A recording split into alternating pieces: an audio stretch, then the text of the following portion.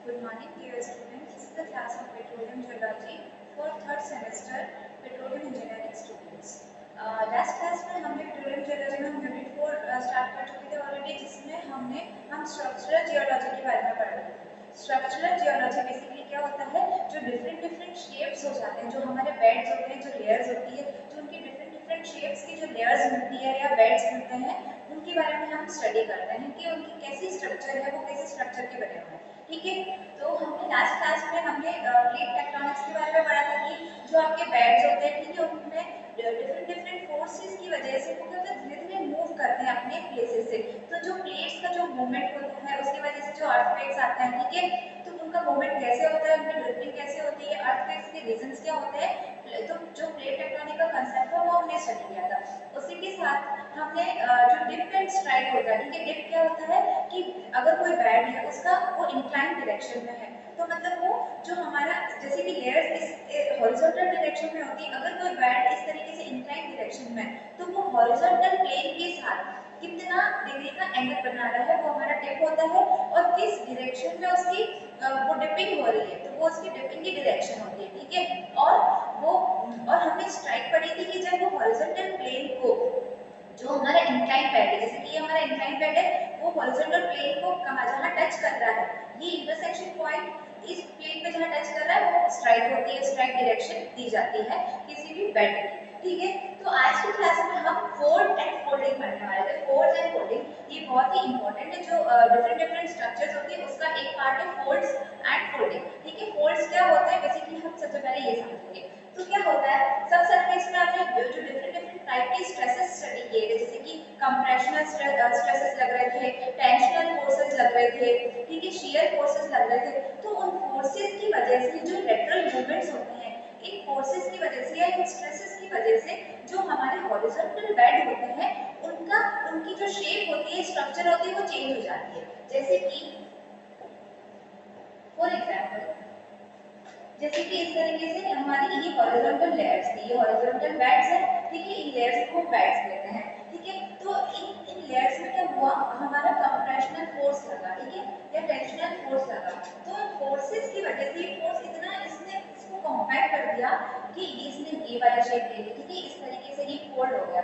तो इस तरीके के स्ट्रक्चर या इस तरीके से जो इसका बेंडिंग होता है, ये कर्वेचर्स की फॉर्म में जो इसकी बेंडिंग हो रही है बेड्स की या हॉरिजॉन्टल लेयर्स की, उसको हम कहते हैं फोल्ड्स। ठीक है, इस स्ट्रक्चर को हम फोल्ड्स कहते हैं, और इस प्रोसेस को हम कहते हैं फोल्डिंग प्रोसेस। जैसे कि हम पढ़ रहे हैं folds are defined as angulation bands of curvature developed in the rocks as a result of stresses. जैसे कि स्ट्रेसेस में ऑलरेडी बता चुके हैं कौन कौन से stresses, compressional stresses, shear stresses, tensional stresses. तो ये इन स्ट्रेसेस की वजह से जो ये हमारी हॉरिजॉन्टल लेयर है, ये इनमें जो फोर्सेस लगेंगे, ठीक है, तो इनकी बैंड हो जाएंगे या कर्वेचर्स डेवलप हो जाएंगे। तो इन कर्वेचर्स की वजह से जो शेप बनी है उनको हम कहते हैं फोल्ड्स। ठीक है, folds shape and extent of fold depends upon number of factors. ठीक है, इन डिफरेंट डिफरेंट फैक्टर्स पे की जो भी हमारा फोल्ड बन रहा है उसका जो शेप है वो डिफरेंट डिफरेंट फैक्टर्स पे डिपेंड करता है। First one is nature, magnitude, direction and duration of force. ठीक है, कि जो फोर्स जो उस पे स्ट्रेस वर्क कर रहा है उसका उसका नेचर क्या है, वो कंप्रेशन फोर्स है, टेंशनल फोर्स है, शियर फोर्स है, वो किस तरीके का फोर्स है उसके नेचर पे डिपेंड करता है। ठीक है, मैग्नीट्यूड कि जो स्ट्रेस लग रहा है या जो फोर्स लग रहा है उसकी इंटेंसिटी कितनी है, वो कितना हाईली इंटेंस है या लोअर इंटेंस है, तो उसकी इंटेंसिटी पे डिपेंड करता है कि जो फोर्स लग रहा है उस पे तो जो फोल्ड है उसका स्ट्रक्चर कैसा होगा। ठीक है, एंड डायरेक्शन ऑफ फोर्स की वो कौन सी डायरेक्शन में लग रहा है, जो फोर्सेस है वो एक दूसरे से अपोजिट डायरेक्शन में लग रहे हैं, ये एक दूसरे की तरफ लग रहे हैं, तो direction of force. And the last one duration of force की जो रॉक है उसको कितने टाइम तक जो फोर्स है उसको बियर करना पड़ रहा है, कि उस पे कितने टाइम तक उस पे फोर्स लग रहा है। तो इन फैक्टर्स पे फोर्स की इन फैक्टर्स पे nature, magnitude, direction and duration of force पे डिपेंड करता है कि जो फोल्ड है हमारा उसका शेप कैसा होगा। ठीक है, एंड जो आपका सेकंड फैक्टर है वो है नेचर ऑफ द रॉक। ठीक है,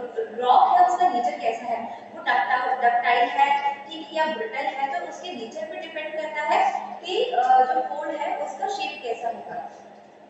फोल्डिंग, अब नेक्स्ट आता है फोल्डिंग। हमने देख लिया कि फोल्ड्स बेसिकली क्या होता है। ठीक है, इस टाइप के स्ट्रक्चर्स को हम जो बैंड्स हो जाते हैं रॉक के, जो कर्वेचर्स डेवलप हो जाते हैं उनको हम फोल्ड्स कहते हैं। ठीक है, फोल्डिंग क्या होता है? फोल्डिंग कुछ नहीं, this is a basically a process of development of folds in the rock, ठीक है। जो फोल्ड्स की डेवलपमेंट का जो प्रोसेस होता है उसको हम फोल्डिंग कहते हैं। फोल्डिंग बेसिकली क्या है? एक स्लो जियोलॉजिकल प्रोसेस है, ठीक है। बहुत ही ये कंप्लीट एक टाइम ड्यूरेशन लेता है अपनी, और ये स्लो प्रोसेस है, this is not sudden process और fast process, okay. And the last one, folding is a ductile type of deformation, ठीक है। मैंने जैसे कि आपको बताया था ब्रिटल एंड डक्टाइल में मैंने आपको डिफरेंस बताया था, ठीक है। ब्रिटल क्या होता है कि जैसे कि इसमें फोर्स लगा और वो बिल्कुल उसके टुकड़े-टुकड़े हो गए, वो टूट गया, ठीक है। That is the nature of brittle type of material. जो डक्टाइल फॉर्मेशन होता है उसमें क्या होता है कि जो फ्लो होने लगता है या बेंडिंग टेंडेंसी होती है किसी भी रॉक में, उसको डक्टाइल नेचर का कहते हैं, ठीक है। तो यहाँ पे जनरली क्या हो रहा है, जो रॉक्स है हमारी वो बेंड हो रही है, उनके कर्वेचर डेवलप हो रहे हैं, तो ये जो फोल्डिंग प्रोसेस है इसको हम डक्टाइल डिफॉर्मेशन कहते हैं, डक्टाइल टाइप का। जो ब्रिटल नेचर के होते हैं उनमें फोल्डिंग नहीं होती है, ठीक है। तो ये हो गया फोल्ड्स क्या होता है, इसका हमने बेसिक इंट्रोडक्शन देख लिया। अब हम देखेंगे कि जो फोल्ड्स है उनकी डिफरेंट डिफरेंट टर्मिनोलॉजीज क्या है, ठीक है। फोल्ड्स है तो उसके डिफरेंट डिफरेंट पार्ट्स को आप क्या कहते हैं? तो सबसे पहला है limbs. Limbs are the side और फ्लैंक्स ऑफ अ फोल्ड, ठीक है। जैसे कि इस डायग्राम में आप देख रहे हैं, ये हमारा एक फोल्ड है, ठीक है। यहाँ पे एक हॉरिजॉन्टल लेयर थी, ठीक है। ये हॉरिजॉन्टल लेयर थी, अब इस पे फोर्सेस वर्क किए तो इस तरीके का फोल्ड बन जाएगा। ये फोल्ड हो गई इसमें फोर्सेस की वजह से, तो फोर्सेस की वजह से ये जो फोल्ड हुई है इस तरीके की शेप में, तो जो इसकी साइड्स है, ठीक है, जो इसकी साइड्स है इस फोल्ड की, इसको हम कहते हैं लिम्ब, ठीक है। इसकी साइड्स को, जैसे कि ये वाली एक इसकी साइड है, एक इसकी ये वाली साइड है और एक थर्ड वन इज दैट, ठीक है। तो इस साइड्स को हम लिम्ब कहते हैं, this is known as limb of a fold, limb, ठीक है, लिम्ब ऑफ अ फोल्ड, ठीक है। तो बेसिकली क्या होता है, फोल्ड में जनरली हम कहते हैं कि 2 ही लिम्ब्स होती है, लेकिन बहुत सारे अगर एक सीक्वेंस में फोल्ड जनरेट हो रहा है तो उसमें 3 लिम्ब्स भी होती है, ठीक है। जैसे कि यहाँ पर है एक ये वन फर्स्ट लिम्ब ये है, सेकंड ये है, थर्ड वन इज दिस। तो हम जो ये 3 लिम्ब्स होती है, तो जिसमें ये जो सेंटर वाली जो लिम्ब होती है उसको हम कहते हैं कॉमन लिम्ब, ठीक है, जो कि इस वाली लिम्ब से भी अटैच्ड है और इस वाली साइड से भी अटैच्ड है। तो बेसिकली कुछ नहीं, limb is the side of a fold, ठीक है। जैसे कि ये वाली साइड है इसको हम लिम्ब कहेंगे, ये वाली जो साइड है इसको हम लिम्ब कहेंगे। इस तरीके से यहाँ पे अगर एक फोल्ड आता है तो इस साइड को भी हम लिम्ब कहते हैं। Basically this is the side of fold, ठीक है। जो नेक्स्ट इसकी टर्मिनोलॉजी है वो है हिंज। हिंज क्या होता है? Hinge point where curvature is maximum and one limb ends and the other limb starts from that point, ठीक है। जहां पे क्या होता है, जैसे कि इस तरीके से कोई फोल्ड आया, इस तरीके से ये फोल्ड हुआ, ठीक है, इस तरीके की स्ट्रक्चर है। तो हिंज पॉइंट क्या होगा, जहां पे जो कर्वेचर है फोल्ड का वो मैक्सिमम है, तो जो फोल्ड का कर्वेचर है वो यहाँ पे मैक्सिमम है, ठीक है। और क्या हो रहा है, एक लिम्ब यहाँ से एंड हो रही है और एक लिम्ब जो नई लिम्ब है वो दूसरी लिम्ब है वो स्टार्ट हो रही है, इसकी नई दूसरी साइड स्टार्ट हो रही है। तो इन जो कर्वेचर्स को, ये जो मैक्सिमम कर्वेचर्स होते हैं इनको हम कहते हैं हिंज, ठीक है, हिंज पॉइंट। जैसे यहाँ पे भी अगर ये इस तरीके से कंटिन्यू होता तो यहाँ का जो यहाँ पे ये मैक्सिमम कर्वेचर है डाउनवर्ड डायरेक्शन में, तो इसको भी हम क्या कहते हैं, हिंज पॉइंट कहते हैं। नेक्स्ट आता है हिंज लाइन, ठीक है। When rocks occur in a sequence and their all hinge points join together they make a line called hinge line। अब हिंज लाइन क्या होता है, जैसे कि अगर बहुत सारे रॉक्स है वो एक सीक्वेंस में जनरेट हो रही है, जैसे कि एक कंप्लीट लेयर आप इमेजिन करेंगे और फिर उस कंप्लीट लेयर का क्या हो रहा है, वो एक सीक्वेंस में फोल्ड, उसकी फोल्डिंग हो रही है, इस तरीके से उसकी फोल्डिंग हो रही है, ठीक है। तो अब यहाँ पे क्या, ये जो इसका मैक्सिमम कर्वेचर का पॉइंट था, इसका ये जो आप मैक्सिमम कर्वेचर का पॉइंट देख रहे हो और ये वाला पॉइंट है, तो ये पॉइंट है हिंज पॉइंट, ठीक है। तो अब इस पॉइंट को आप ट्रेस करेंगे, जैसे कि अब ये हमें सिर्फ अभी 2D में दिख रहा है ये पिक्चर, अगर हम इस तरीके से इसको 3D में बनाना चाहे तो ये पूरा एक बेड था ना, जिस तरीके से ये आगे तक भी इसका एक्सटेंडेड वर्जन होगा, ठीक है। तो इसके जो हिंज पॉइंट्स थे, जो इसके मैक्सिमम कर्वेचर के पॉइंट थे, ये पूरा सीक्वेंस में एक रॉक पूरी एक लेयर थी और क्या हुआ, वो एक सीक्वेंस में वो जनरेट हुआ, ठीक है। जैसे कि रॉक एक लेयर थी, जैसे कि ये इस तरीके से एक ये लेयर थी, तो अब ये फोल्ड होगा तो वो इस तरीके से फोल्ड होगा ना पूरा, इस तरीके से रॉक फोल्ड होगी, इस तरीके से जैसे यहाँ पे भी एक नीचे रॉक थी तो इस तरीके से यहाँ पे फोल्डिंग होगी। तो यहाँ पे जो इस पूरी रॉक के जो हिंज पॉइंट्स होंगे, जो मैक्सिमम कर्वेचर के पॉइंट्स होंगे, उनको जो अगर हम मिलाएंगे तो उस लाइन को हम कहते हैं हिंज लाइन। ठीक है, जो मैक्सिमम कर्वेचर के पॉइंट्स होते हैं उनको हम कहते हैं हिंज पॉइंट, और उन पॉइंट्स को मिलाने पे जो लाइन ड्रॉ होगी उसको हम कहते हैं हिंज लाइन। ठीक है, नेक्स्ट आपका जो टर्मिनोलॉजी है फोल्ड की वो है एक्सियल सरफेस। ठीक है, एक्सियल सरफेस क्या होता है? When hinge line is traced throughout the depth of a folded sequence, a surface is obtained which may be planar or non-planar. It is referred to as axial surface. अब देखो axial surface क्या होता है, जैसे कि अब ये एक फोल्ड मिला, ठीक है, तो इस फोल्ड का ये जो फोल्ड है, अब इसका जो हिंज लाइन है, ये मैंने बताया था ये इसकी हिंज लाइन होगी। ठीक है, इसकी जो मैक्सिमम कर्वेचर के पॉइंट्स होंगे that is it's hinge line. तो इसकी हिंज लाइन को अगर हम ट्रेस करते हैं थ्रू आउट इट्स डेप्थ, ठीक है, तो अगर हम इसकी हिंज लाइन को थ्रू आउट इट्स डेप्थ हम ट्रेस करते हैं ये नीचे तक, तो इसका जो सरफेस बनाएगा, ये हिंज लाइन की वजह से जो सरफेस बनेगा, जो मैंने अभी शेप ड्रॉ किया था, इसकी वजह से जो सरफेस ये इस तरीके से रॉक में कंप्रेशन फोर्सेस की वजह से ये फोल्डिंग हो गई इसकी। तो यहाँ पे अब अगर हम इस जो हिंज लाइन को अगर ट्रेस करते हैं तो through out the hinge line जो सरफेस बनेगा, इस तरीके से जो सरफेस बनेगा उसको हम कहते हैं एक्सियल सरफेस। ठीक है, ये होगा हमारा एक्सियल सरफेस। अब जो आपका नेक्स्ट टर्मिनोलॉजी है वो है एक्सियल प्लेन। एक्सियल प्लेन क्या होता है? Axial plane is nothing. It is an imaginary plane that pass through the points of maximum curvature in a folded sequence. ठीक है, तो जो आपका जो मैक्सिमम कर्वेचर है, ठीक है, ये मैक्सिमम कर्वेचर है जो कि हिंज पॉइंट्स दिखा रहा है, जो हिंज लाइन है, तो इसका इस प्लेन का ये जो पैरेलल हमने लाइन ड्रॉ करी है, ठीक है, तो इस प्लेन का बेसिकली आप कह सकते हैं कि जो एक्सियल सरफेस है वो यहाँ, जैसे इसको हमने वर्टिकली कट किया, अगर ये वर्टिकल प्लेन है हमारा, तो इसको अगर हम वर्टिकली कट करें तो इसका जो प्लेन होगा उसको हम कहते हैं क्या? एक्सियल प्लेन कहते हैं। ठीक है, नेक्स्ट आपका टर्मिनोलॉजी है एक्सिस ऑफ फोल्ड। ठीक है, axis of fold is nothing कि जिसके अलोंग इसका जो कर्वेचर है वो डेवलप हो रहा है। ठीक है, बेसिकली आप हिंज लाइन भी कह सकते हैं, इसलिए हम क्या है line drawn parallel to the hinge line of fold. Basically आप इसको हिंज लाइन भी कह रहे हैं कि जो एक्सिस है, मतलब अगर जैसे फोल्ड इस डायरेक्शन में हो रहा है, ठीक है, तो इस एक्सिस के अलाउंग हो रहा है, इसका जो एक्सिस है जो फोल्ड का एक्सिस है वो ये वाला डायरेक्शन, ये वाला होगा ना, तो this is known as axis of fold. ठीक है, जिसके अलाउंग, जिस एक्सिस के अलाउंग इसकी फोल्डिंग हो रही है that is known as axis of fold. Next है प्लंज ऑफ फोल्ड। प्लंज क्या होता है? ठीक है, फोल्ड की जो एक्सिस है, ठीक है, inclination of angle of fold axis with horizontal. तो जो आपका फोल्ड का एक्सिस है वो हॉरिजॉन्टल प्लेन के साथ कितना एंगल बना रहा है, कितना इंक्लिनेशन एंगल बना रहा है, that is known as plunge of a fold. जैसे कि अगर आपका कोई हॉरिजॉन्टल बैट है, अब मैं आप आपसे पूछेगा कि इसका प्लंज कितना है, तो इसका प्लंज तो 0 है, क्योंकि ये हॉरिजॉन्टल है, ये हॉरिजॉन्टल के साथ 0 डिग्री का एंगल बना रहा है। ठीक है, तो इसका जो प्लंज है वो क्या हो गया? 0 हो गया। लेकिन अगर कोई बैट इस तरीके से इसकी फोल्डिंग होगी तो इसका जो ये एक्सिस है वो इस तरीके से इसका एक्सिस होगा।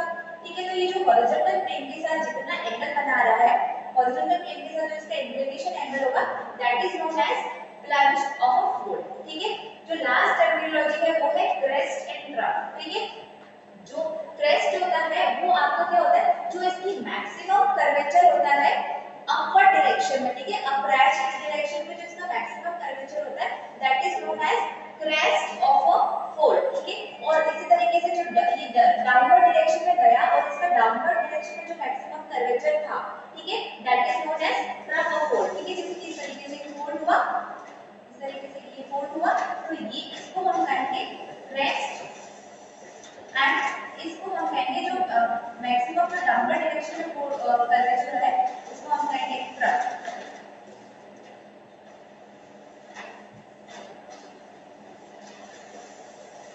इसको हम कहेंगे, ठीक है, ये होता है क्रेस्ट एंड ट्रफ। तो ये बेसिकली हमने पढ़ा कि जो फोल्ड्स है इसके डिफरेंट पार्ट्स के और उसकी टर्मिनोलॉजी क्या है, क्योंकि फोल्ड को समझने के लिए इसकी टर्मिनोलॉजी पता होनी बहुत ज्यादा जरूरी है। ठीक है, अब हमने इसकी पार्ट्स ऑफ फोल्ड हमने डिस्कस कर लिए। जो नेक्स्ट है वो है कि कितने टाइप के फोल्ड है, तो वी विल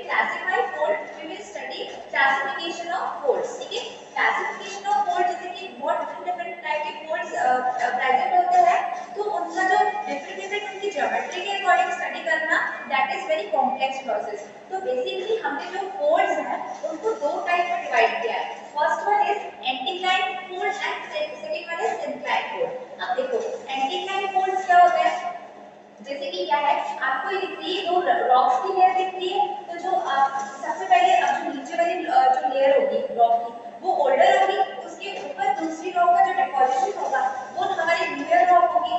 ये जो हमारी सेकंड नंबर की रॉक है वो रॉक वन के कंपैरिजन में नहीं है, ठीक है, ये हमारी ओल्डर रॉक है, ठीक है, ये इसका डिपोजिशन जो पहले वाला जो नंबर वन वाली रॉक है वो that is older rock and this number two is rock is younger rock, ठीक है, इस वन के कंपैरिजन में दैट रॉक इज यंगर, ठीक है।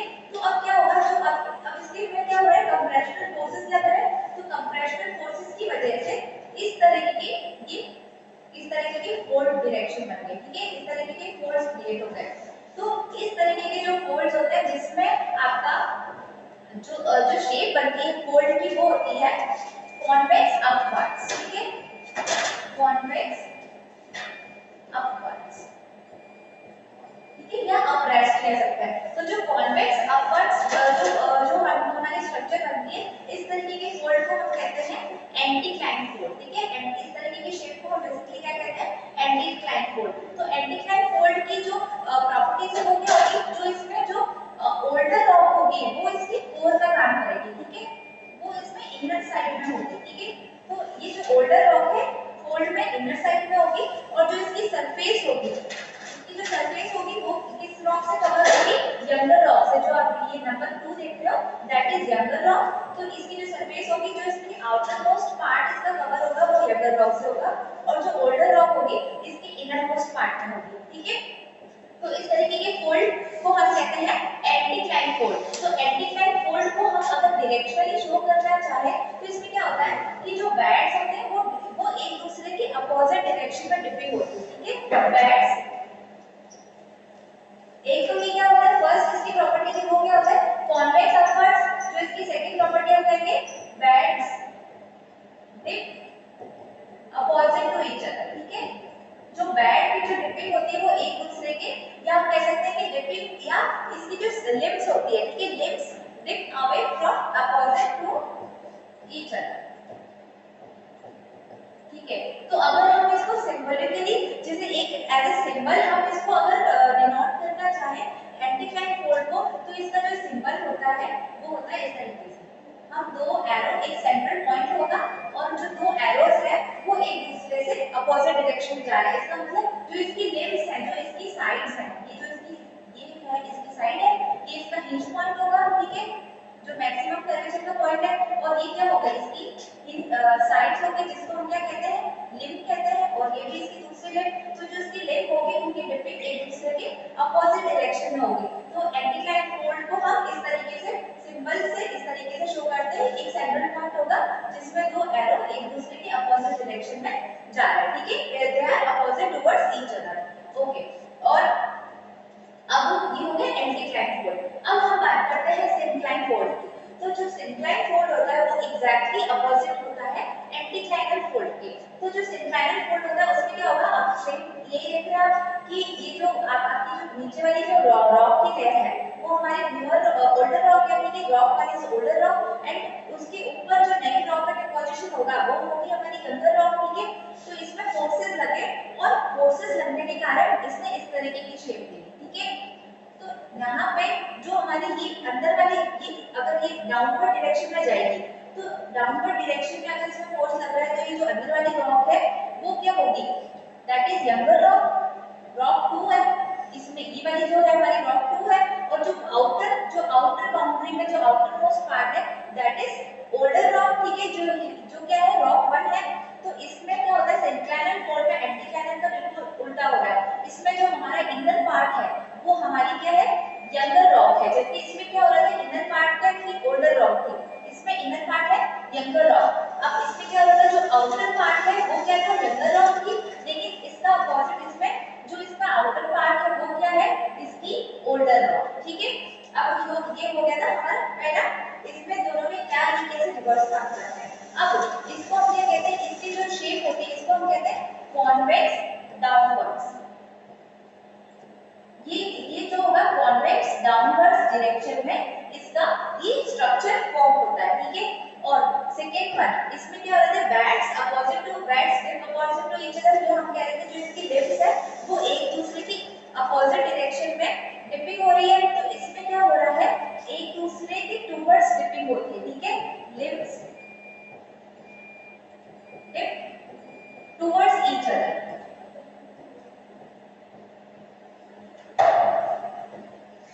Limbs dip towards each other, ठीक है। और जो थर्ड जो इसका दोनों के बीच में डिफरेंस था वो क्या था कि इसको सिंबॉलिकली हम एक सेंट्रल पॉइंट है जिसमें अपोजिट डायरेक्शन में क्या हो रहा है, दो एरो फ्लो हो रहा है, क्यों, क्योंकि क्या हो रहा है कि इसमें जो जो लिम्स है वो एक दूसरे के अपोजिट डायरेक्शन में जा रही है, उनकी डिपिंग हो रही है, तो इसमें क्या हो रहा है, जो लिम्स है वो एक दूसरे की तरफ फ्लो हो रही है, एक टुवर्ड्स ईच अदर, तो हम क्या करते हैं एक सेंट्रल पॉइंट के टुवर्ड्स दो एरो ड्रॉ करते हैं इस तरीके से, ठीक है। ये हमारा सेंट्रल पॉइंट है और इसके टुवर्ड्स दो एरो ड्रॉ होंगे, तो इस तरीके से हम सिंबल से हम सिंक्लाइन फोल्ड को रिप्रेजेंट करते हैं, और ये वाला जो सिंबल है वो है एंटीक्लाइन फोल्ड का। तो ये हमने क्लासिफिकेशन ऑफ फोल्ड्स पढ़ लिया कि किस टाइप के फोल्ड होते हैं, एंटीक्लाइन फोल्ड और सिंक्लाइन फोल्ड, और हमने इसके डिफरेंसेस भी देख लिए। अब हम कुछ टाइप्स ऑफ फोल्ड, जो डिफरेंट टाइप एक्सियल प्लेन के बेसिस पे हम डिफरेंट टाइप के फोल्ड्स पढ़ेंगे, ठीक है। तो पोजीशन ऑफ एक्सियल प्लेन, तो एक्सियल प्लेन की पोजीशन के अकॉर्डिंग जो डिफरेंट टाइप के क्लासिफाइड किया हमने फोल्ड वो इस तरीके से। First one is symmetrical fold. Symmetrical fold में क्या होता है कि जो आपका एक्सियल प्लेन होता है वो एग्जैक्टली वर्टिकल होता है, ठीक है, एग्जैक्टली वर्टिकल है हमारा एक्सियल प्लेन। अब एक्सियल प्लेन में जो हमारे जो फोल्ड्स है, फोल्ड की डायरेक्शन में जो लिम्ब है वो इक्वल होती है, ठीक है, limbs are equal to each other, and जो उनकी डिपिंग होती है, ठीक है, जो लिम्स होती है वो इक्वल होती है, ठीक है, इक्वल होती है, और जो उनकी डिपिंग होती है, डिपिंग भी क्या है, देखो इक्वल है, जो इनकी डिपिंग क्या होती है, जो ये बैट कितना एंगल बना हुआ है हॉरिजॉन्टल प्लेन के साथ, जो उनकी डिपिंग है दोनों लिम्स की वो भी इक्वल है, लेकिन क्या जो उनकी डायरेक्शन है वो एक दूसरे की अपोजिट है, ठीक है, exactly opposite and equal dipping, ठीक है, equal dipping is equal and opposite to each other.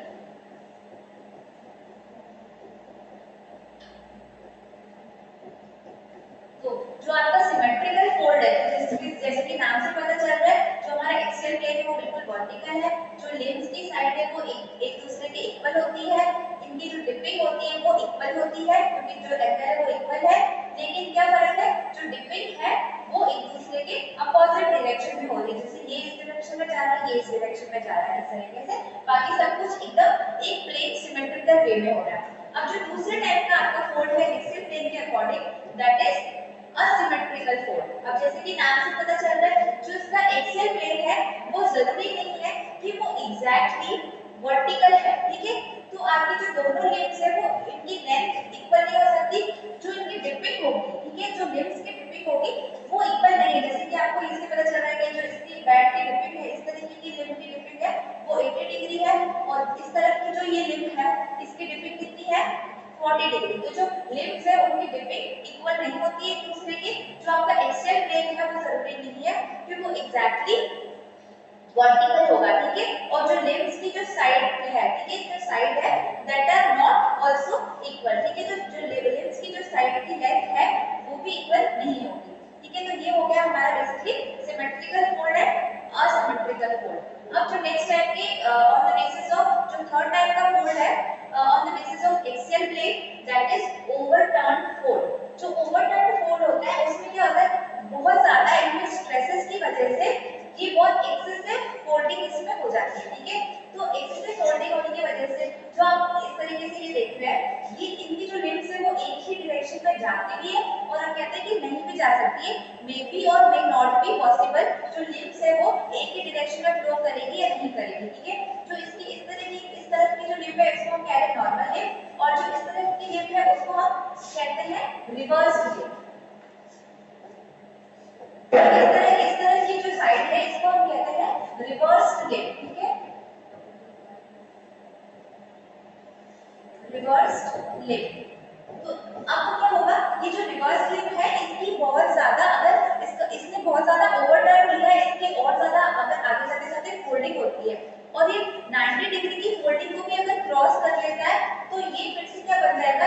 Reverse limb है जो आपका नॉर्मल लिम्ब बन जाता है, ठीक है।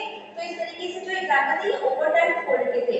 तो ओवरटर्न फोल्ड का जो दूसरा इसको हम कहते हैं ओवरफोल्ड। ओवरफोल्ड कोई अगर इसकी ही एक्सेसिव कंडीशन में क्या होता है, इसमें बहुत ज्यादा जो स्ट्रेसेस है वो बहुत ज्यादा अप्लाई हुए, तो ओवरफोल्ड में तो ओवरफोल्ड किस तरह की शेप ले लेता है, इस तरह की शेप ले लेता है, ठीक है। तो इसमें आप देख रहे हैं कि ये इस तरीके से इस तरह के शेप को हम क्या कहते हैं, फैन फोल्ड्स कहते हैं। तो ये एक टाइप है जो हमारा ओवरटर्न फोल्ड है, उसी का टाइप है फैन फोल्ड्स। इसमें क्या होता है, अब जैसे कि इसमें क्या होगा, इसमें एक्सेसिवली जो कंप्रेशनल फोर्सेस लगे, तो कंप्रेशनल फोर्सेस की वजह से क्या हो गया, अब जो ये वाली शेप है इसको हम क्या कहते हैं, एंटीक्लाइन कहते हैं, ठीक है। तो एंटीक्लाइन की वजह में क्या हो रहा है, जो एंटीक्लाइन में होता है कि जनरली जो लिम्ब्स है वो एक दूसरे के अपोजिट डायरेक्शन में मूव करती है, लेकिन इसमें क्या हो जाता है, उल्टा हो जाता है, जो लिम्ब्स है वो एक दूसरे के टुवर्ड्स मूव करती है, ठीक है। और आपका जो ये वाला शेप है वो क्या बन रहा है, सिंक्लाइनल फोल्ड बना रहा है, लेकिन इसमें अब सिंक्लाइनल फोल्ड में क्या हो रहा था, लिम्ब्स है वो एक दूसरे की तरफ डायरेक्शन में मूव करती है, ठीक है। लेकिन इसमें क्या होता है कि जो सिंक्लाइनल फोल्ड है ये और फैन फोल्ड का एग्जांपल, इसमें क्या हो रहा है, जो सिंक्लाइन स्ट्रक्चर बन रही है उसमें लिम्ब एक दूसरे के ये इस तरीके से अपोजिट डायरेक्शन में मूव कर, ये इस डायरेक्शन में जा रहा है, ये वाला लिम्ब इस डायरेक्शन में जा रहा है। तो इस तरीके से बिल्कुल जो एंटीक्लाइन और सिंक्लाइन में जो बैट्स की लिम्ब्स की जो डिपिंग थी वो एग्जैक्टली इसमें फैन फोल्ड्स में अपोजिट हो जाती है, ठीक है। तो ये जो हमारा ओवरफोल्ड था इसका जो एक्सट्रीम लेवल का एग्जांपल है वो इस तरीके की ये कंप्रेशनल बहुत ज्यादा कंप्रेशनल फोर्सेस लगे तो इस तरीके की शेप ले लेता है, इसको इस शेप को हम कहते हैं फैन फोल्ड्स, ठीक है। जो नेक्स्ट आपका एग्जांपल है फोल्ड का एक्सियल प्लेन के बेसिस पे वो है आइसोक्लाइनल फोल्ड। तो जो आइसोक्लाइनल फोल्ड है उसका क्या प्रॉपर्टी है, उसमें जो एक्सियल प्लेन्स होते हैं, ठीक है, एक्सियल प्लेन एक दूसरे के एग्जैक्टली पैरेलल होंगे, जैसे कि आप ये देख रहे हो जो ये एक्सियल प्लेन है, ठीक है, ये सारा अब जो ये वाला जो फोल्ड है इसका एक्सियल प्लेन ये हुआ, अब ये वाला जो फोल्ड है इसका एक्सियल प्लेन इस तरीके से हुआ। तो ये जो पूरा एक बैंड था वो एक ही सीरीज में इस तरीके से इसने शेप ले लिया और इसके जो एक्सियल प्लेन्स थे वो एक दूसरे के क्या है, एग्जैक्टली पैरेलल होते हैं, ठीक है, एग्जैक्टली पैरेलल होते हैं जो एक्सियल प्लेन्स होते हैं। तो इस तरीके के जो फोल्ड का एग्जांपल है उसको हम कहते हैं आइसोक्लाइनल फोल्ड, ठीक है। तो इसमें ना बेसिकली क्या हो सकता है, एंटीक्लाइनल के फोल्ड्स भी हो सकते हैं, सिंक्लाइनल फोल्ड भी हो सकता है, अकॉर्डिंग टू कि हमें कौन सा स्ट्रक्चर मिल रहा है, ठीक है। नेक्स्ट आपका फोल्ड का टाइप है एक्सियल प्लेन के बेसिस पे रिकम्बेंट फोल्ड, ठीक है। रिकम्बेंट फोल्ड में क्या होता है कि अब जो आपका रिकम्बेंट फोल्ड है जो हमने ओवरटर्न फोल्ड पढ़ा था अभी, ये जो आपका ओवरटर्न फोल्ड है इसी का जो एक्सट्रीम लेवल के कंप्रेशन का एग्जांपल क्या है, एक्सट्रीम लेवल का एग्जांपल है रिकम्बेंट फोल्ड। अब रिकम्बेंट फोल्ड में क्या होता है, जो आपका जो फोल्डिंग जिसकी जो फोल्डिंग हो रही है वो फोल्डिंग पैड एग्जैक्टली क्या होता है, हॉरिजॉन्टल प्लेन में आ जाता है, जैसे कि आपको देख रहे हैं जो आपका एक्सियल प्लेन है वो किसमें है, एग्जैक्टली हॉरिजॉन्टल प्लेन में। अगर हम इस तरीके की अब जो आपकी रॉक है बिल्कुल ही ओवरटर्न हो गई और ये हॉरिजॉन्टल प्लेन में आ गई, इस तरीके से आपकी रॉक थी वो इस तरीके से इसने ये हॉरिजॉन्टल शेप ले लिया, इसका जो प्लेन है जो एक्सिस प्लेन है वो क्या है, ये हॉरिजॉन्टल है, एग्जैक्टली हॉरिजॉन्टल डायरेक्शन में एक्सियल प्लेन है, ठीक है। तो इस तरीके के फोल्ड को हम कहते हैं रिकम्बेंट फोल्ड, जो कि ओवरटर्न फोल्ड का एक एग्जांपल है। तो इस रिकम्बेंट फोल्ड में क्या होता है, रिकम्बेंट फोल्ड में क्या होता है कि जो इसकी आउटर शेल होती है, ठीक है, सॉरी जो आउटर स्ट्रक्चर होती है, ये वाली जो आउटर स्ट्रक्चर आप देख रहे हैं, ये वाली आउटर स्ट्रक्चर इसको हम क्या कहते हैं, शेल, ठीक है। आउटर स्ट्रक्चर को कहा जाता है शेल। तो जो शेल होती है वो जनरली क्या किससे बनी होती है, सेडिमेंट्री रॉक्स की बनी होती है, ठीक है, सेडिमेंट्री रॉक्स की बनी होती है शेल। और जो इसके अंदर की जो स्ट्रक्चर्स होती है, ये आप ये जो देख रहे हैं ये अंदर का जो स्ट्रक्चर है इसको हम क्या कहते हैं, कोर, इसको हम कहते हैं कोर स्ट्रक्चर, जो किसकी बनी होती है, इग्नियस रॉक की, इग्नियस रॉक और मेटामॉर्फिक रॉक की बनी होती है, ठीक है।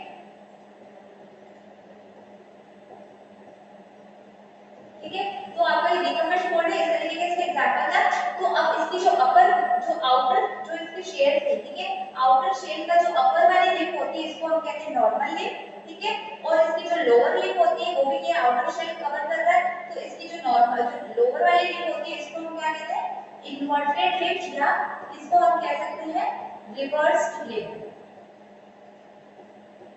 ठीक है, इसको हम कहते हैं इन्वर्टेड लिप या रिवर्स्ड लिप। अब आपका ये जो जोन दिख रहा है आपको, ये वाला जो जोन है, ये जो यहाँ पे ये एंड होता है, ये इसका जो स्टार्टिंग हो रहा है सारे जो लेयर्स का, इस जोन को हम कहते हैं रूट जोन, ठीक है, रूट जोन, जहाँ पे क्या हो रहा है, ये जो लेयर्स है वो स्टार्ट हो गई। तो बेसिकली जब हम डिगिंग करते हैं, जब ये ड्रिल होता है, तो ड्रिल करने में क्या होता है, जो सबसे पहले जो इनकाउंटर होगा वो किसका होगा, जो शेल वाली रॉक है, जो अपर रॉक है, ठीक है, और यही बेड वापस क्या आएगा, हम जैसे अगर एक वर्टिकल वेल हमने ड्रिल किया, ये वेल अगर हमने ड्रिल किया, तो ड्रिल करते करते जो रॉक सबसे पहले आई थी, वो रॉक बाद में भी अगेन इनकाउंटर होगी, ठीक है, तो जो आपकी पहली वाली रॉक थी, ठीक है, जो आपकी शेल था, वो शेल अब डिपिंग के कारण कभी पूरा ओवरफोल्ड है, तो वापस ये रिपीट हो रही है यहाँ पे जाके ये वाली रॉक, तो वापस ये रॉक, ये जो आपकी लोअर लिम्ब है इसकी फिर से इनकाउंटर होगी इस तरीके से रिकमेंड फोल्ड में।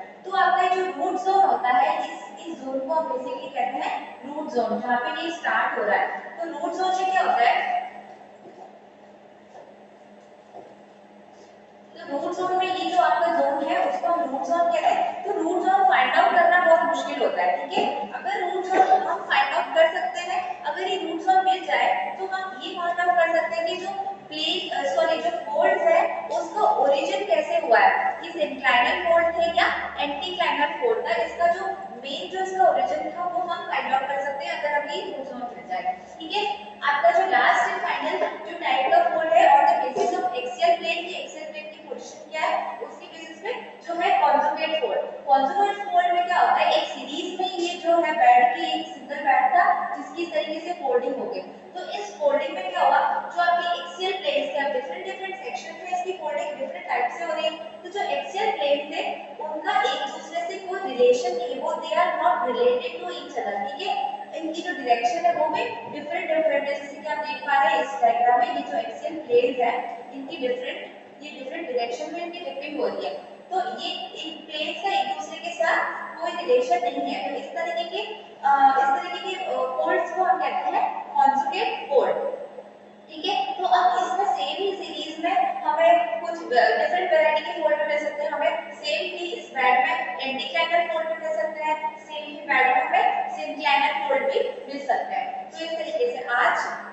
ये हो गया आपका टाइप ऑफ फोल्ड्स क्या क्या थे, हमने आज फोल्डिंग प्रोसेस देख लिया कि फोल्ड्स कैसे जनरेट होते हैं, फोल्ड क्या होते हैं बेसिकली, ठीक है, और फोल्ड के डिफरेंट डिफरेंट जो पार्ट्स होते हैं, जो इसकी बेसिक टर्मिनोलॉजी होती है उसके बारे में हम डिस्कस कर लिया।